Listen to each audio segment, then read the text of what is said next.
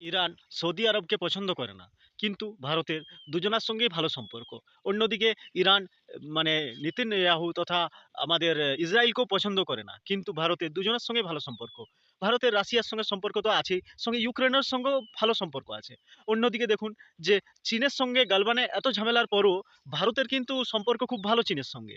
তো এই সব কিছু দেখে আমেরিকা বুঝতে পেরে গেছে যে ভারত এমন একটা মানে পজিশনে আছে যে ভারতকে অ্যাভয়েড করা যাবে না, এবং ভারতের সঙ্গে যেসব চুক্তি যেগুলো ওরা আটকে রেখেছিল, যেমন MQ-2B টাইপের কিছু একটা মানে ড্রোনের কোনো একটা রিফার ড্রোন টাইপের কোনো ডিল হওয়ার ছিল ভারতের সঙ্গে। তো সেটা এগিয়ে দিয়েছে কংগ্রেসম্যানরা। আগে ওরা দিতেছিল না, কারণ বলছিল যে মানে ভারত হয়তো আমাদের সিকিউরিটির জন্য কোনো থ্রেট হতে পারে। কিন্তু পরবর্তীকালে এখন বুঝে গেছে আমেরিকা যে এটাকে মানে মোদি আর জয়শঙ্করের যে ডিপ্লোম্যাসি বাকি দেশের সঙ্গে, তার ফল এটা। এটা শুধু শুধু আসেনি বন্ধুরা। যাই হোক, এটাও একটা আপনাদেরকে জানিয়ে দিলাম যে এরকম ভিডিও যদি আপনাদের দেখতে হয় আর কি, তাহলে আমার চ্যানেলটিকে একটু সাবস্ক্রাইব করে নেবেন।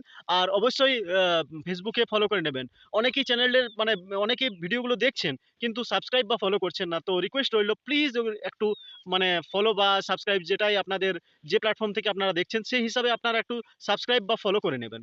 যাই হোক বন্ধুরা, ভালো থাকবেন, ভালো রাখবেন। জয় হিন্দ।